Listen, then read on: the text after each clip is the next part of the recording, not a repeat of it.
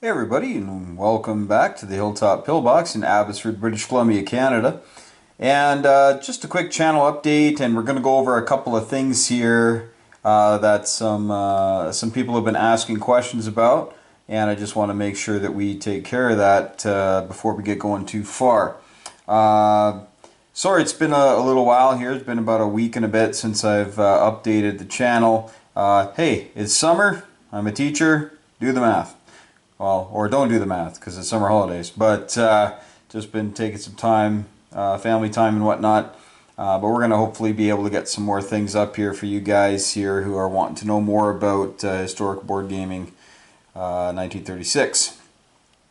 A couple of things is a rules clarification on a couple of things we're going to go over here, and a proposed change. I've been in contact with Doug and Will at Historical Board Gaming as I've been doing these videos, and it's important to note that with new expansions that are coming in all the time, that the rules are very fluid in some cases, where you'll have to make an adjustment here, an adjustment there, and like any game that you have, from monotony all the way, sorry, that's what I call Monopoly, monotony all the way up to Global 40, there's house rules, there's things that you take and love, there's things that you come up with and say this would work really well with the way we're playing, and other things you say, oh, that's a dumb rule, we don't want that. So whether it's putting free parking in, put $500 in free parking in monotony, or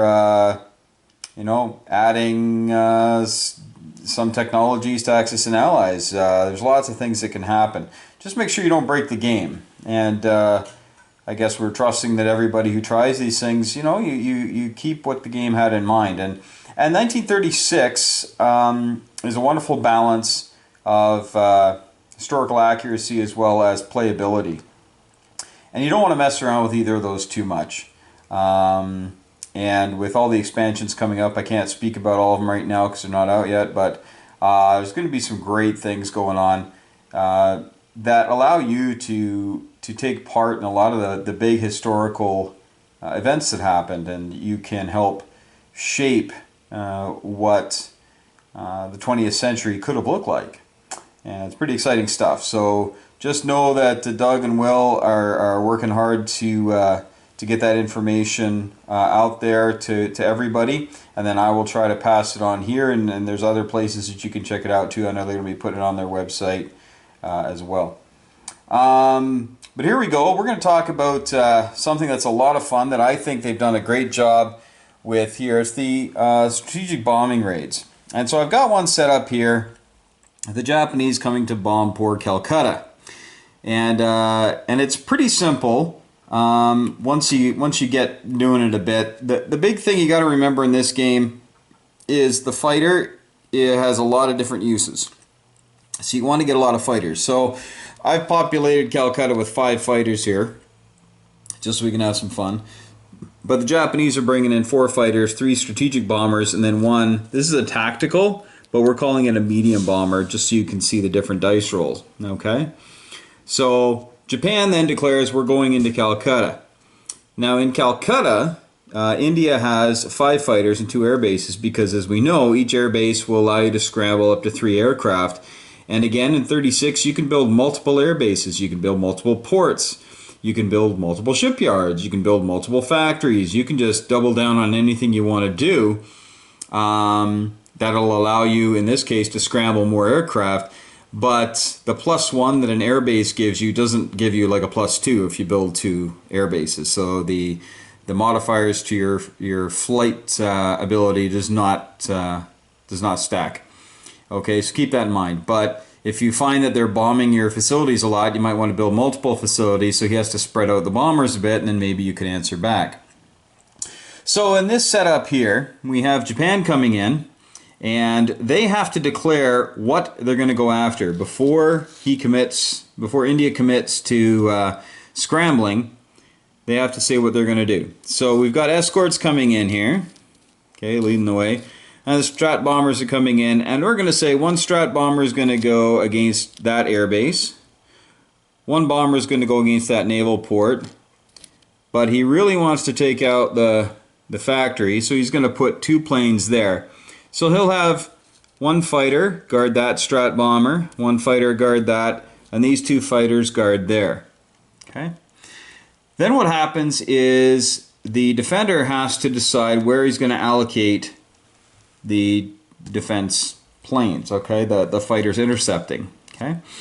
And he might say, you know what, I got 2 air bases, if that one gets bombed, so be it, but we have to stop the factory from getting bombed. So we're going to put 3 fighters there, and we're going to put 2 fighters against the naval port because I don't want the naval port out of commission.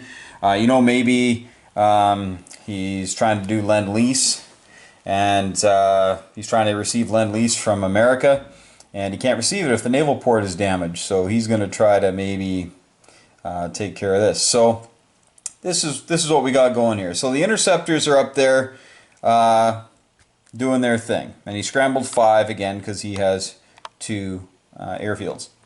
All right, now at the interception, what we do is we do 1 round of interception combat where all the aircraft will participate and they shoot at each other, but they're very reduced values. Okay, now these are D12s. The fighters are going to roll and try to get 3s. The bombers are going to roll 1s. Okay, jet fighters would roll a 5 and heavy bombers would roll a 2, but we don't have jet fighters and heavy bombers in this example. So we're just looking for 3s and 1s. So we'll start with the attacker. And so the attacker has 4 fighters. Okay, so 4 fighters. And what we're going to do is grab 4. Let's get those guys out of there. I'm going to grab just 4 D12s, roll them up. And we're looking for 3s. Got a 6, 12, and 2 5s. Nothing for the fighters. And then Japan has... I'm going to back off a little bit here for you. Japan has 4 bombers. Okay, so these are all 1s. Got to roll a 1 to get a hit. And hey, look at that, we got a hit. So we know that the British will have to take a hit here. Okay, the British will have to take a hit. Now, I am doing this kind of as a whole chunk. Okay, typically what you would do is just roll, you know, 2 for this and 2 for that and 2 for that. Nah. I actually enjoy doing it this way because then the defender has a little bit of flexibility, and so does the attacker when taking hits. So the attacker got 1 hit, and so he can say, okay, this guy here, I'm going to lose that fighter there. But that's all he got is fighters. Okay, so now we're going to have the defenders roll 5 dice, and they're looking for 3s. And it looks like the British planes struck out here. So in this case, that fighter would die. Okay, and at that point, interception is all done. Now we do anti-aircraft and fire first. Okay, and everything has inherent anti-aircraft fire, like the air bases, the naval ports, and the factories all have an inherent anti-aircraft roll. Okay, trying to roll a 2 on a D12, so it's like a 1 on a D6. All right, and they get 1 shot per plane that is attacking that particular facility. All right, so we've got 2, 4, we still have 8 here. So there's going to be 8 shots by the inherent AA. All right, so here's 6. I only grabbed 6, and we need a 2. Oh, we got 1. Okay, so Japan has 1 hit against it. It's going to lose 1 plane before it does its thing. Oh, and we got a 2. Oh, that's a pretty good roll in there, I guess, after the offer on the fighter interceptors. Okay, so 2 planes are getting knocked down here. And again, now it's up to Japan. You know, Japan can say, yeah, no problem. We're just, we want to bomb things, so we're going to get rid of 2 fighters. All right. And then Japan is going to bomb. Now, when they bomb, they roll D6s. Okay? Strategic bombers roll 2 D6s, and medium bombers will roll 1. So again, we're going to call this tactical. I don't have all the sculpts, folks. Sorry, hope this isn't confusing you too much. but we essentially have 2 dice here, 2 dice here, 2 dice here, and 1 dice there. So it's all 7. But I can't roll them in that manner, because then where do you apply the damage? Okay, so we're going to roll for the naval port. So the naval port would take 7 damage. Now all they can take is 5. Okay, so he would get the maximum 5, and all we do with that is we just take a red chip. It's 5 damage. Okay, pretty simple. Then the next bomber, he's going to roll on the air base. He rolls a 4. Okay, so again, we grab some chips, and the air base here has 4 damage. They can take up to 5. Alright, and now this is a factory, and this is a major factory, okay, in our games. We got these little guys, the minor factory ones, but this is a major factory. Now major factories, they can take up to 20 damage, okay, but they can only produce 5 units. I'm going to talk about that later on, but we can roll now the 2 dice for the strategic bomber and the 1 die for the medium bomber. Okay, so I can just roll all 3 dice. Okay. Okay, so we have 8, 9. So we got 9 damage. So I would grab my red chip and my 4 white chips. And Calcutta took a beating. Okay, Calcutta also lost a fighter, but Japan lost 2 fighters. But Japan certainly did enough damage, and then of course all these planes would fly away, and these planes come back down. Now, in a horrible world for Calcutta, let's say they had no money, and let's say they're getting convoyed, they had no chance to repair that airfield.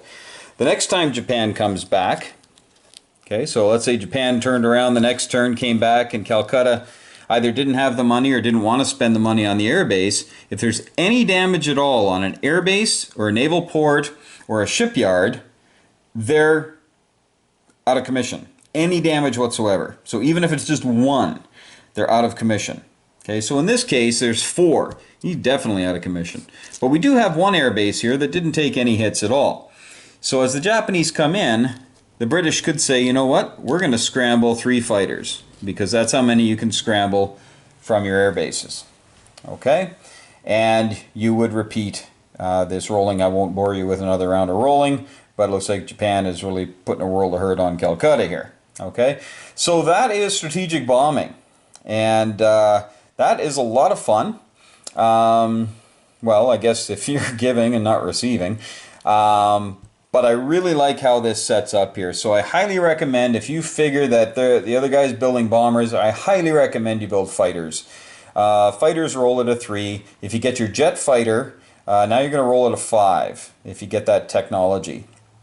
And very, very, very helpful. And I can see how once you get to about 1943, 1944, the bombers, especially over Germany, are probably going to be thick as fleas.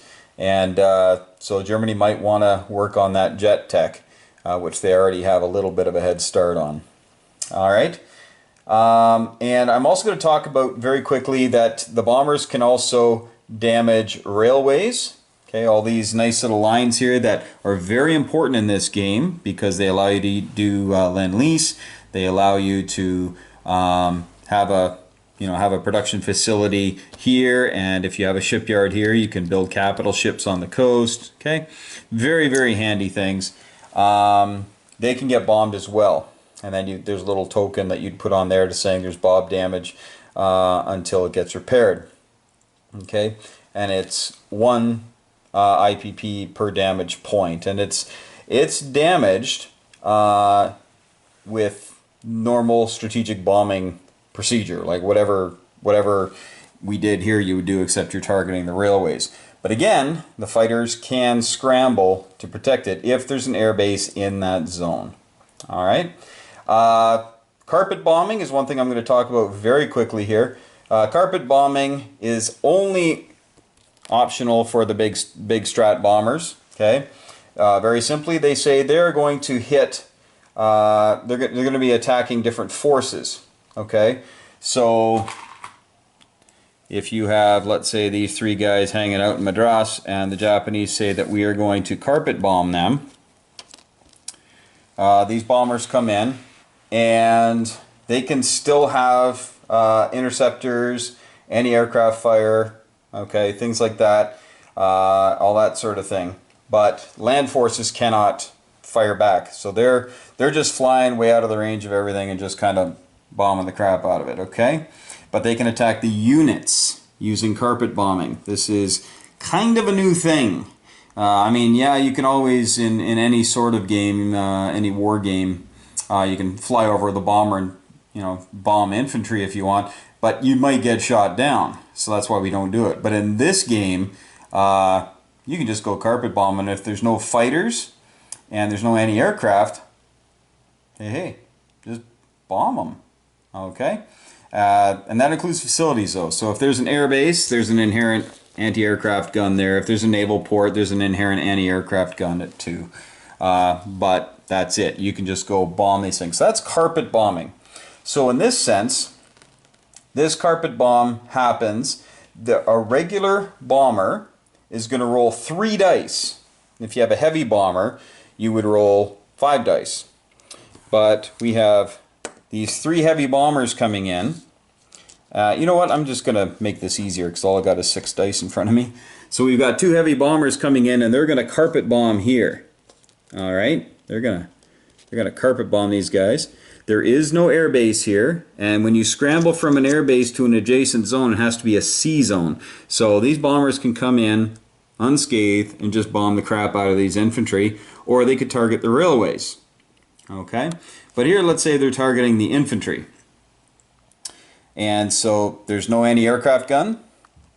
There are no facilities that have an inherent anti-aircraft. So they're just going to fly over and drop bombs on them. So they get a whole mitt full of dice here. Okay.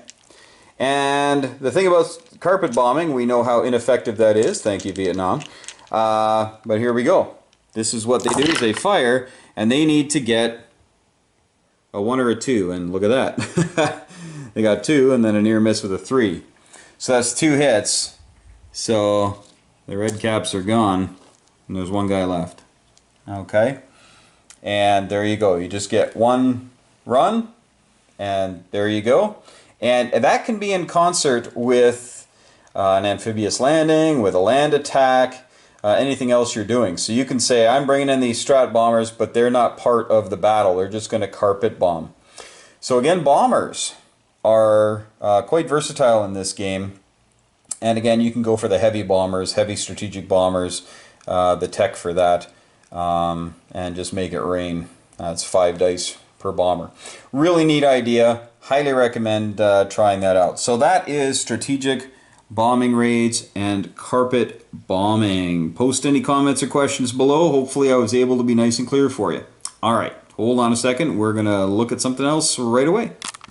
Okay, so now we're going to talk about convoys. Now I went over them in a video a little while ago, and it's all very accurate stuff, but there is one slight change that they are efforting right now on the rules. So I'm going to share that with you now, and it's probably going to be gone into more detail with the next update on the rule set. So we know that only subs can convoy raid. So here's this guy, and you raid from anywhere along the line to wherever the line goes to, okay? So that's the convoy. They got a name for it here as well. It's the Indian Ocean Line, okay? And here it says that Far East Command can be convoyed for up to 3, the French for 1, and the Dutch for 2. So when the sub comes in, it's going to roll a d6 die and get +2 because he's a sub. Okay, so bully for him. He's going to get his +2, and essentially, if he rolls higher than the defender, then the defender pays the difference immediately in IPPs. Okay, very simple. Now there is something called escorting, and this is what the escort tiles look like. Very cool looking tiles there. Okay, I don't have them, but I do have the yellow ones. So I'm using them, and we're going to pretend that these 4 units are all on escort duty. Now, when your ship is on escort duty, it does a good job of protecting against convoys, but it cannot participate in any other combat. In fact, here's a Japanese cruiser, and the Japanese cruiser says that he wants to go over to zone 119 for whatever reason. Okay? Oh, sorry, he can't make it that far. We'll say he wants to go here. Let's put him right in the soup. Okay, so he wants to go into 85, and he's over here. And no port or anything, so he can only move 2. So he moves here, and uh-oh, we got a destroyer. Well, destroyer's on escort duty. He's busy. He can't fight. So he goes into here. Oh, got a cruiser. Still, this guy's on escort duty. He's too busy. He can't fight. Okay? So the Japanese ship can move in there and not initiate combat. Okay? It's not even an option. It's like those ships aren't even there. Okay? But when the sub decides he's going to convoy, so I'm going to convoy. I am going to convoy. There's the voice. And the British, I say, that's not cricket. They're going to try to defend. So very simply, the Japanese player rolls and gets a +2 modifier for the sub. So he rolls. Oh, look at that. So he gets a 6, +2 is an 8. Okay? Now, the defender gets to roll, and in the current rules, he would roll and get a +1 for each of these escorts. So he's at a +4, which seems a little OP, but all of these ships are just on escort duty. They can't move around and do stuff. They're on escort duty. Okay? So, they're all British, so they all get to roll. So here we go. So they got a +4 to theirs. So the Japanese got 8. They roll a 2, +4 is 6. So the Japanese had 8. There we go. Little visual aid here. Look at the teacher and me just coming out. Here we go. And so the Japanese got this, the British got that. The difference is 2. The British would immediately, Far East Command that is, because it's a Far East Command symbol, would pay $2 to the bank. Now, had the British really done a horrible job and just for whatever reason got that, it's a difference of 6, they still can only pay 3. Okay. Now, in the current rule set, it states that all of these ships now, because they're on escort duty, they would get a pop at the sub. Okay, so they'd be rolling. You'd have a 4, a 6, a 6, and a 4 rolling against that sub. Alright, but the sub can't attack them. But what the rule, it looks like the proposed change is going to go through, is that in order for those escorts to actually get to fire, not just have the the abstract +1 on the convoy defense, but to actually engage the sub in combat, you will have to have the anti-submarine warfare technology. Alright? And that sounds like a good change, but I won't speak for HBG on that, but I think that's probably a good idea. I like that one. Okay. Oh, one last thing. I did the thing on the strategic bombing rate. I just want to mention, in the rule book it says at this point attacking aircraft get casualties, or you apply casualties to the attacking aircraft. It should be to all aircraft, not just the attackers. Of course, the defenders can lose some planes, as we saw last time. Okay, all right. So hopefully that clears up some confusion on the convoying. Again, Season 122 is pure gold, folks. That's going to be that's good. We're going to fight over that one. This one here isn't bad as well. If the Japanese can get over to 83, because it affects 2 lines, as you can see. There's a starting point for this one, and this one carries through. So look for those places on the map where there's multiple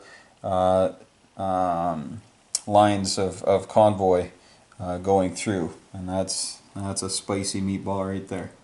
Okay, we'll be right back. Okay, I already did a video on the neutrality control alignment, who your allies are, what an alliance is, because again, vocabulary is everything. So I'm not going to redo that. You can go check that out on one of my earlier 1936 videos. I am, though, if you don't have access to the rulebook, I am just going to hover over that. So that's the Allied alignment conditions, and here are the Axis alignment conditions. Hopefully you are able to pause your screen when you need to and take a look at those. But some pretty interesting things there, and you should know your side, of course, but it probably would help to know the other guys as well. Maybe you can put a bit of a kink in his plans as he's trying to get some of the miners aligned with him. All right, or her. There you go. Okay, just going to go over a few things about facilities. I've already mentioned quite a bit of it in my strategic bombing thing, but you know, here we use these for majors. These are our minors. You can stack them up because majors, they're wonderful things, but it's a bit unlike what you might be used to if you've been playing Axis and Allies. So with the majors, they are they can take up to 20 points of damage, but they can only produce 5 units each. Okay, so if you only have one, which most places start with just one, you can only produce 5 units. Okay, but then let's build some more. Costs you a bit, but then you can really crank out and become quite the powerhouse, because a lot of other countries around you might not be able to afford that. So you can, you know, beat them with money and just sheer volume of units cranking out of all your factories. These minor factories are a little different. They can take up to 5 points of damage. All right, they can only make 1 unit per turn. Okay, only one. Uno, 1 unit per turn. All right, so that's why I've got 5 there. So if you build 5 of them, you could build 5 units. Okay. The naval ports, and there's also shipyards. Now I don't have any shipyards symbols. I apologize for that. But shipyards, they look very similar to this, except they say shipyard instead of naval port. And they give 1 movement, plus 1 movement, of course. You can build multiple in a zone, but again, the extra movement does not stack. Your ships can only go 1.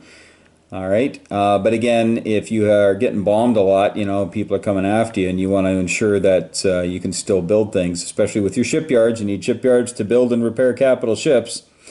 Then you might want to build more than 1 and spread out the bombing force a bit, and maybe your interceptors will get lucky and shoot something down. Okay. You take any damage to these naval ports or the air bases or the shipyards or the factory. Okay, any damage at all, 1 point of damage. So the bomber really, you know, sucks and only drops a rock on you or something, breaks a window. But you just take 1 point of damage, you're out of commission until you repair that on your turn. Okay, so just keep that in mind. So you might be thinking strategic bombing, it's not such a big deal. But again, if they have a lot of bombers and they start spreading them out and knocking out your shipyards and your bases and your minor factories, that can get pretty annoying. All right, so just keep that in mind. Now, as far as the naval bases go, you can only use yours or any of a miner that you have captured, okay, or an aligned miner, okay? So if you've captured anybody else's naval bases or shipyards, you can use them. But once you have control of a country, so to speak, your ships cannot use their naval bases, okay? So, for instance, Germany. Let's say Germany controls Spain, okay? The fascists win the war, all right? Nationalists win, there you go, everybody's happy. Germany can be in there, of course, but if they go to move, okay, they can still only move 2. 1, 2. They can't use that to move 3. Okay, so just keep that in mind. So if you control the country, no. But if they're aligned with you, which means you've got them a bit more on a puppet string, then you can use it. Or if you've captured it. Okay? And remember, if you take over a country and make it surrender, okay, and they are building things on the chart, you folks remember the chart, okay? So if they're building a naval base here and they've just plopped it down and then you make them surrender, you can keep building that, okay? And the way to do that, by the way, we'll just say Japan is going to be building one here. Japan, let's say, wants to build a naval base in Bonin. I think I've covered all of them. I'm not sure how you pronounce that. But let's say they want to build one there. Okay, well, that's all fine and dandy. But you have to put an under construction token underneath it. I don't have any of those, okay, but you can get them on HBG, nice little things. So what I do is I just flip it over to show that this is where I'm building it, but as of right now, this is where it's at. So it's under production, this is where it is. And then when I build it in the next turn, at the end of that turn I can place it on. Of course, we just simply flip that over, and now Bonin, whatever, it's now got a bona fide naval base, naval port. Okay, naval base, naval port, those are interchangeable. Okay. All right, so that's it for the naval ports, bases, air base. Okay, these air bases, again, you can build multiple per zone. 3 fighters can scramble to an adjacent sea attack. So if somebody's trying to come on in with a big amphib landing, you can really pop them in the nose with a good scramble. Or you can scramble to your own sea zone, or to your own zone, your own territory that's being bombed, carpet bombed, which I just spoke of, anything like that. So facilities are getting a real boost in use in this game. All right, so that's that. Sub bases, they work just like naval ports, but are specifically for submarines. So if you want to build subs, you just have a sub pen attached to a factory and you build away. Okay, and the factory, as long as it's connected by railway, you're good to go. Okay, so that's the submarine, and they added +1 to the submarine's movement out. There are optional rules as well, that the submarine base will add a +1 on the attack on the very first roll if they come sneaking out and hit. So for instance, if this sub base were in Cairo, it's got a German sub on it, so we're going to put it someplace else. We'll say they built a sub base in Marseille, and by hook or by crook they got a sub in there.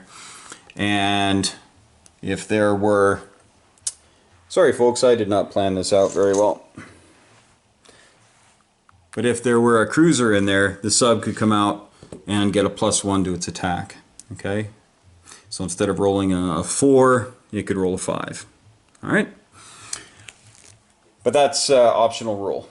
Okay. Oh, and by the way, the submarine bases here, which are really cool pieces, they cannot be put out of commission with strategic bombing because, well, they just can't. Okay, got to kind of kill them from the inside, kill them from the ground. Okay.